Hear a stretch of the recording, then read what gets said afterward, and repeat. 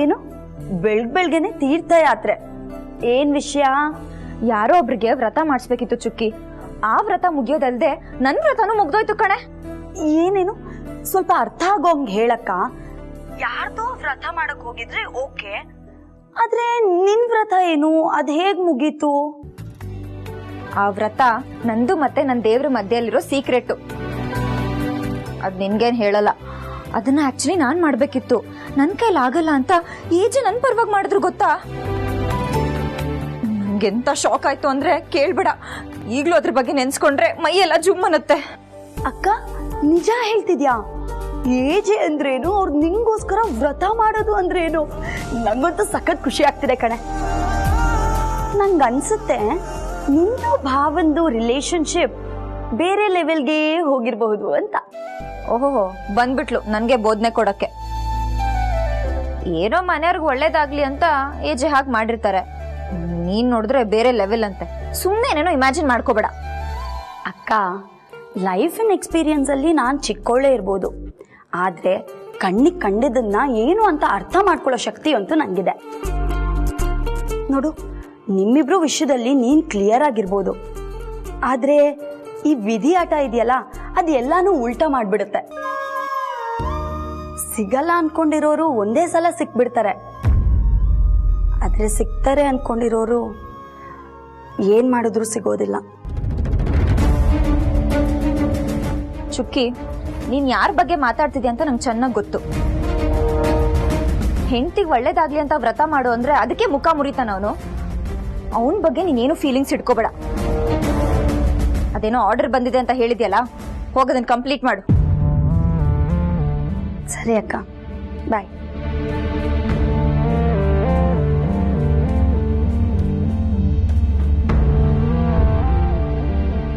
ಹೌದಲ್ವಾ, ನಾನು ಈ ತರ ಯೋಚನೆ ಮಾಡಿಲ್ಲ. ಹೆಂಡತಿ ಮೇಲೆ ತುಂಬಾ ಪ್ರೀತಿ ಇದೆ ಅಂತ ಹೇಳ್ತಾನೆ. ಅವಳಿಗೆ ಒಳ್ಳೇದಾಗತ್ತೆ ಅಂತ ವ್ರತ ಮಾಡು ಅಂದ್ರೆ ಮುಖ ಮುರಿತಾನೆ. ಮನ್ಸಿಲ್ದೇನೆ ವ್ರತ ಮಾಡ್ತಾನೆ. ಅವತ್ ನೋಡಿದ್ರೆ ಪವಿತ್ರ ಅವ್ರನ್ನ ಯಾರೋ ಹೊರಗಡೆ ಕರ್ಕೊಂಡು ಹೋಗುವಾಗ ದೇವ್ ಹಿಂಗಡೆ ಡೋರಿಂದ ಬಂದ. ಏನೋ ಮಿಸ್ ಹೊಡಿತಿದೆ ಅಲ್ಲ. ಇದ್ರಲ್ಲಿ ಏನೋ ವಿಷಯ ಇದೆ, ನನಗೆ ಗೊತ್ತಾಗ್ತಿಲ್ಲ.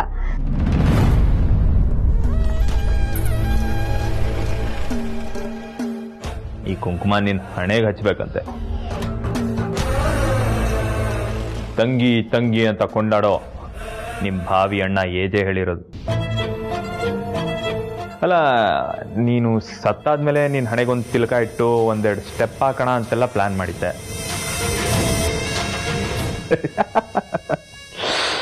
ಆದ್ರೆ ಕ್ಯಾಚ್ ಏನ್ ಗೊತ್ತಾ ಡಾರ್ಲಿಂಗ್, ನಾನು ಇಷ್ಟೆಲ್ಲ ಪ್ಲಾನ್ ಹಾಕ್ತಾ ಇದ್ದೀನಿ, ಇಷ್ಟೆಲ್ಲ ಕುತಂತ್ರ ಮಾಡ್ತಾ ಇದ್ದೀನಿ ಅಂತ ನಿಮ್ಮ ಭಾವಿ ಅಣ್ಣ ಏಜೆಗೇನಾದ್ರು ಗೊತ್ತಾದ್ರೆ ನನಗಂತೂ ಸುಮ್ಮನೆ ಬಿಡಲ್ಲ, ಸಾಯಿಸೇ ಬಿಡ್ತಾನೆ.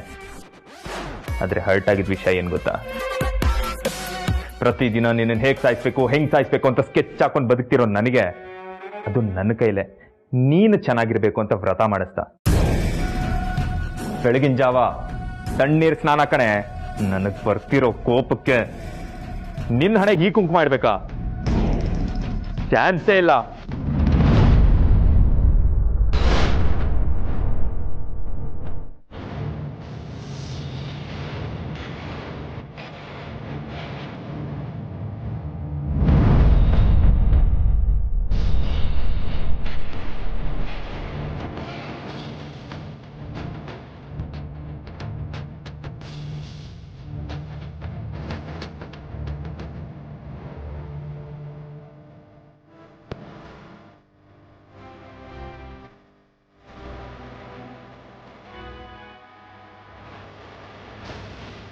ಇಲ್ಲ ಅವ್ರೆ, ಅದು ಹಾಗಲ್ಲ. ಹಣೆ ಮೇಲೆ ಕುಂಕುಮ ಹಚ್ಚೋದಿಕ್ ಹೋದೆ, ಅದು ಕೈ ಜಾರ್ ಬಿತ್ತು ನೋಡಿ.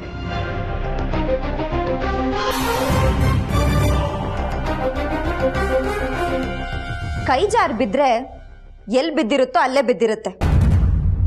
ಬೇಡ ಅಂತ ಎಸೆದ್ರೇನೆ ಜಾರ್ಕೊಂಡ್ ಬರೋದು.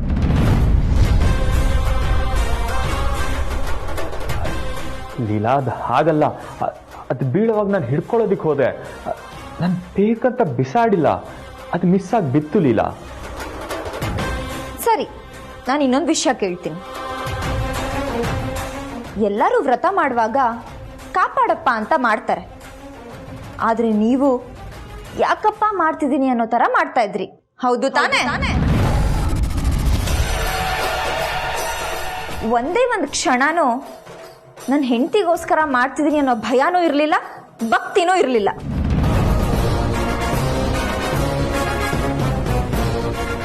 ಲೋ ದೇವ್, ಏನ್ ಮಾಡ್ತಿದ್ಯಾ?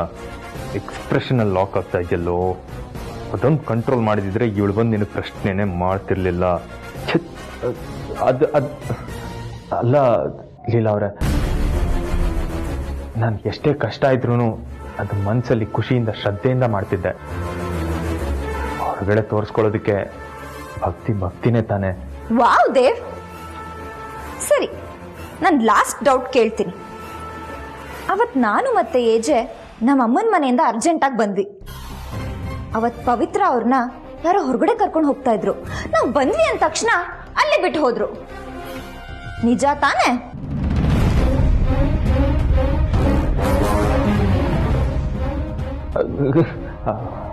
ಹೌದು ಲೀಲಾ ಅವ್ರೆ, ನಾನೇ ಇದ್ನಲ್ಲ. ನಾವೆಲ್ಲರೂ ಮೇನ್ ಗೇಟಿಂದ ಒಳಗೆ ಬಂದ್ರೆ ನೀವು ಹಿಂದಿನ ಗೇಟಿಂದ ಬಂದ್ರಿ, ಯಾಕೆ?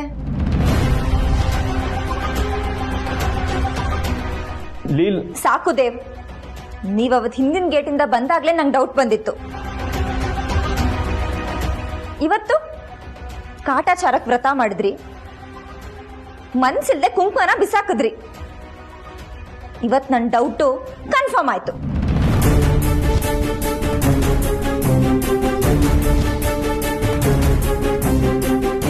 ನೀವೆಲ್ಲರೂ ಅನ್ಕೊಂಡಷ್ಟು ಒಳ್ಳೆಯವರಲ್ಲ, ಕೆಟ್ಟವರು. ಕೇಡಿ ಅಲ್ಲ, ದೊಡ್ಡ ಕೇಡಿ. ಲೀಲಾ ಅವ್ರಿಗೆ ಏನ್ ಮಾತಾಡ್ತಾ ಇದ್ದೀರಾ ನೀವು? ಹಾಗೆಲ್ಲ ದಯವಿಟ್ಟು ಮಾತಾಡ್ಬಿಡಿ, ನನ್ನ ಹೆಂಡತಿಗೆ ತುಂಬಾ ನೋವಾಗುತ್ತೆ. ಮುಚ್ಚ್ರಿ ಬಾಯಿ. ಈ ಲೀಲಾಗ್ ಡೌಟ್ ಬಂದ್ರೆ ಅವಳು ಸುಮ್ಮನೆ ಬಿಡಲ್ಲ. ಆಳಕ್ಕಿಳಿದು ಏನು ಅಂತ ವಿಷಯ ತಿಳ್ಕೊಂಡು ಎಲ್ಲರ ಮುಂದೆ ಸತ್ಯ ತಂದೆ ತರ್ತೀನಿ. ನೀವ್ ಕೆಟ್ಟವರು ಅಂತ ನಾನು ಪ್ರೂವ್ ಮಾಡೇ ಮಾಡ್ತೀನಿ.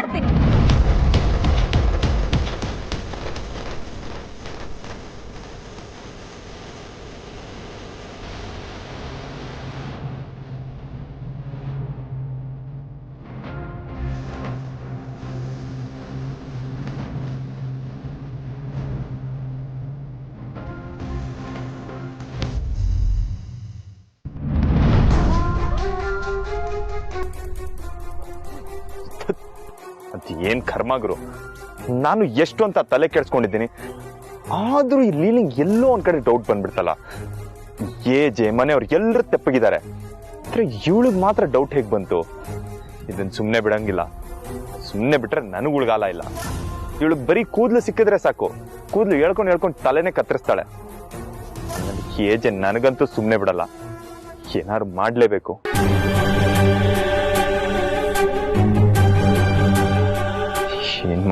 ಏನ್ ಮಾಡ್ಲಿ?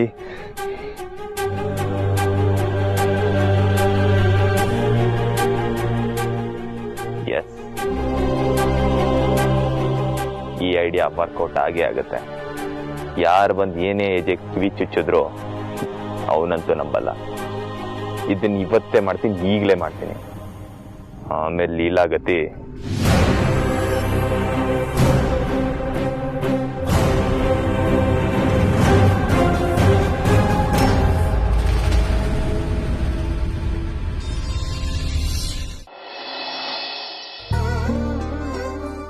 ರಾಮೆಲ್ಲಮ್ಮ ಮೀಟಿಂಗ್ ಹೋಗಿದ್ದಾರೆ ಅಜ್ಜಿ, ಇನ್ನೇನು ಬಂದ್ಬಿಡ್ತಾರೆ. ನೀವು ತಗೊಳ್ಳಿ, ತಿನ್ನು.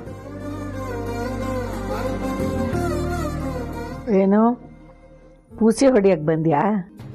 ನಾನ್ಯಾಕೆ ನಿಮಗೆ ಪೂಸಿ ಹೊಡಿಲಿ? ರಾಮ್ಗೆ ಸೇವೆ ಮಾಡೋದನ್ನ ತಪ್ಪಿಸ್ಕೊಳ್ಳೋದಿಕ್ಕೆ. ಹಲೋ ಅಜ್ಜಿ, ನಾವ್ ಆ ರೀತಿ ಎಲ್ಲ ಮೈಗಳ್ತನ ಮಾಡಲ್ಲ.